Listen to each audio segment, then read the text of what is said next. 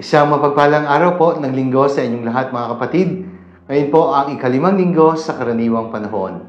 Binabati ko po ang mga viewers and followers of the Daily Gospel Reflection. Siyempre po, ang mga deboto ni San Antonio ng Padua, saan man kayo naroon. Sana po nasa ligtas kayong kalagayan. Pagbati po sa inyong lahat.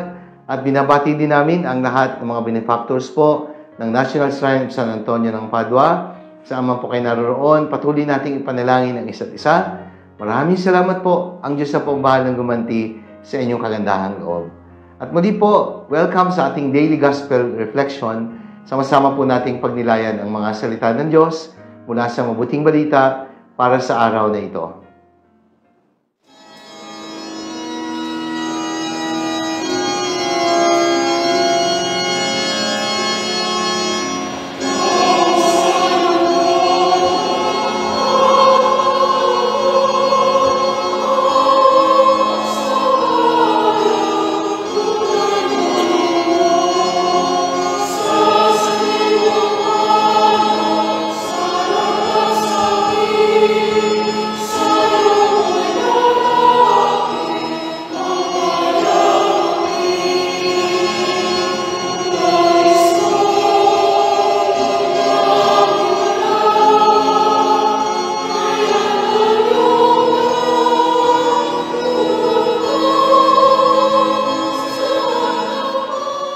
Mga kapatid, ngayon pong ikalimang linggo sa karaniwang panahon, pagdinilayan po natin ang pagbasa ng mabuting balita ayon kay San Marcos.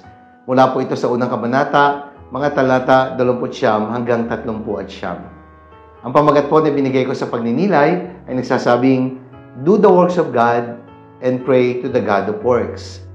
Tayo po may misyon na dapat gampanan.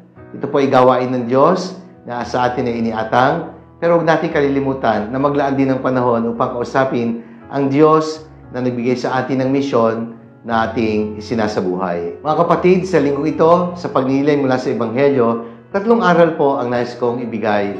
Ang una po ay nagsasabing, "Bring all your troubles and burdens to Jesus."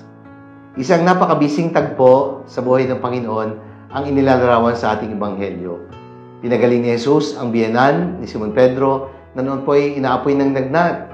Sinabi ito ng mga alagad kay Jesus at ito ay pinagaling ng ating Panginoong Jesus. At nung halos lumubog na ang araw, lumagsa po ang napakaraming tao. Halos ang buong bayan ay nagkatipon sa harapan ng bahay na kinaroroonan ng Panginoong Jesus at ng mga alagad. Lahat sila ay pinagaling ng Panginoon, pati ang masasamang espiritu ay pinalayas mula sa mga taong inaalihan ng mga ito. Kaya it must have been a very tiring and busy day for Jesus. May sakit, may naali ng demonyo, may mga iba't ibang petitions o concerns. Kaya nga, ang sabi ko, bring all your troubles and burdens to Jesus. Sapagkat si Jesus po ang Diyos sa salita na nagkatawang tao at nakipamuhay kasama ng mga tao. He literally became human for us. He brought joy to a wedding at Cana in Galilee by turning water into wine. He gave bread to the hungry, and He even gave up His own life for our salvation. Kaya anuman ang inyong mga pasanin, anuman ang mga dalahin, anuman ang papabigat sa inyong kalooban, anuman ang kahilingan natin, ilapit natin kay Jesus. Cast all your cares, your worries, and burdens to Jesus. Naintindihan po ng Panginoon ang ating pinagdaraanan. That is why when we turn our worries into prayer, God will turn our problems into blessings. Kaya nga po sa linggong ito, sa first reading, si Job po ay hindi nahiya na sa harapan ng Diyos sa kanyang pananalangin ay sabihin ang nilalaman ng kanyang kalooban. Sabi nga niya, "Maraming buwan na ang lumipas, walang layon ng aking buhay, at tuwing sasapit ang gabi, namimigati ako. Ang gabi ay matagal, wari wala ng umaga, hindi mapanatag sa higaan, palagi akong balisa. Mga araw ng buhay ko'y mabilis na nalalagas, pag-asa ko'y lumalabo at ang matuling itong tumatakas. O Diyos, alalahanin mo ang buhay ko'y parang hangin. Ang ligaya ng buhay ko'y napapalitan na ng lagim." At alam naman natin sa kwento ng buhay ni Job, lahat ng bagay na nawala kay Job dahil sa kanyang patuloy ng pagtitiwala ay ibinalik ng Diyos higit pa sa mga nawala sa kanya. Pinalitan na mas maraming biyaya ang mga bagay na naglaho at nawala. God does not guarantee us a life without problems, but He does promise us to be a refuge in the midst of trials. Pero maganda, may pangako ang Diyos. Kasama natin siya sa lahat ng panahon. Kaya kapag may problema ka, huwag mo sabihin sa Diyos that you have a big problem. Instead, you say, I have a God stronger, bigger, and greater than all my problems. Because the truth is, God is greater than all our worries and anxieties. Pangalawang aral, never forget to pray. Napakabising araw para kay Jesus. Pagod na pagod sa buong maghapon, pero gigising pa rin siya ng madaling araw. Pupunta sa isang ilang na puok at doon ay magdadasal. The secret formula of Jesus is very simple, yet effective and truly commendable. And what is that? Prayer. Ang pangalawa, prayer pa rin. Pangatlo, prayer pa rin. Because prayer is the key that opens and closes each day in the life of Jesus. So begin your day with a prayer and end your day with a prayer. Kaya dapat sa buhay natin, sa pagising pa lang, manalangin na at bago pumikit ang mata para magpahinga, manalangin din. Sabi po ni St. John Paul II, prayer is in fact a recognition of our limit and our dependence on God. A day without prayer is a day without blessing. And a day and a life without prayer is a life without power. A person who knows how to kneel in prayer can stand strong before anything and anyone. Because prayer is power. Pangatlo, express your gratitude in concrete acts of service.